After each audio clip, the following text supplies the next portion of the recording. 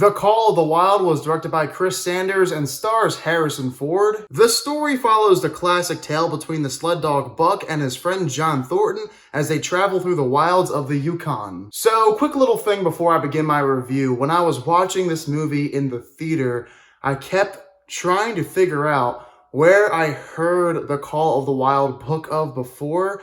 I knew it was a classic tale, but I could not remember in my past when I encountered this book. And then I realized somebody else in my 4th or 5th grade class did a book report on it. And I was like, oh my God, wait, Jack London, The Call of the Wild. Now I get it. Never read the book, but I heard of the book plenty of times back when I was in grade school. I'm sure when a lot of people went to see this movie this past weekend, though, they were trying to compare this to the book. And if it was not like the book or not as good as the book, well, this movie was probably not going to be as good for them.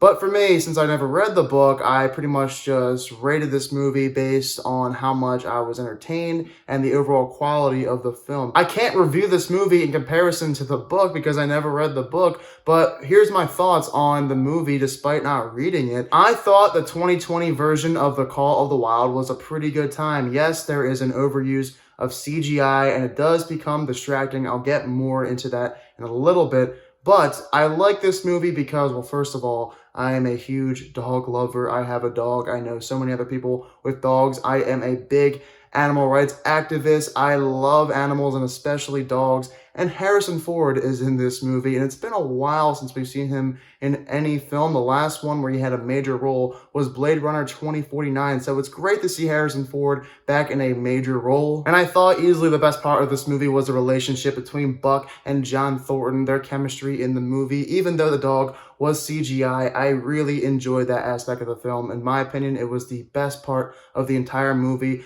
I love the story of man and dog, and when they're put against all the odds in the cold Yukon weather, well, I love that kind of stuff. Now, going back to the CGI, I don't think they needed to rely on it as much as they did in The Call of the Wild. However, I still thought in some shots I could not tell whether or not it was CGI or real. That's just how good the CGI looked in this movie. And a lot of the shots are just like that. The CGI is really good in the movie. And I did do a little research on the book version of the character Buck. And while watching this movie, I did notice that this character, Buck, is actually a character. It's not just a dog that says no words, who doesn't have any dimensions.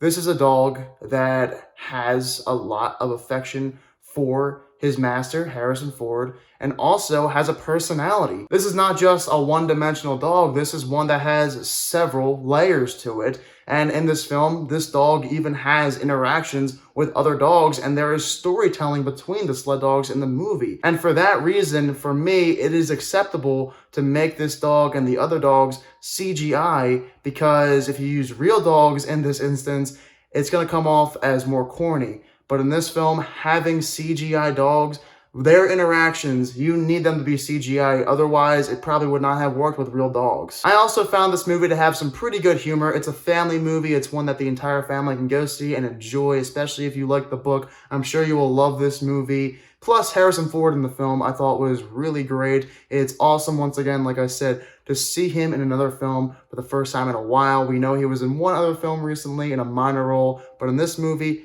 back to a major role, so I love seeing him here. Like I said, though, there is a lot of CGI in the movie. They could have toned down the green screen. It doesn't always hold up, doesn't look the best, so I think they could have toned down on that. You have so many locations where you go film and make this movie look beautiful, such as Alaska, and nope, they were like, nah, let's just use green screen. It will save us a lot of money. I don't feel like spending money on locations and filming there. I don't even know if they did use a real life set actually in this movie. They might have just filmed all in green screen. So yeah, that's a little bit disappointing. And also the ending was underwhelming. I did not like the ending that much in this movie. And Dan Stevens is in this movie. I had no idea he was in the film.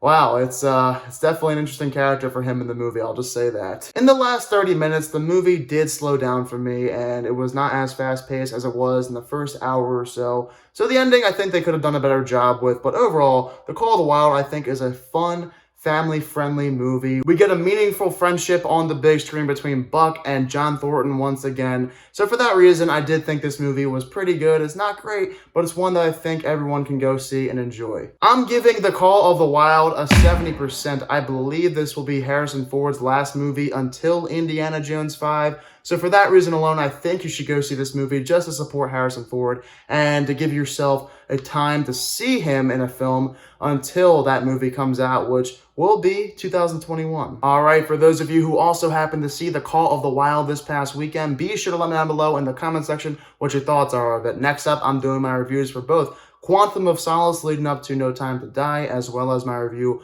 for Warrior leading up to Gavin O'Connor's next film, The Way Back. Let me know if you guys are excited to see both of those reviews this week. If you're new to my channel, click the subscribe button and give this video a thumbs up if you enjoyed it. Thank you all so much for watching this video, and I hope you all have a fantastic day.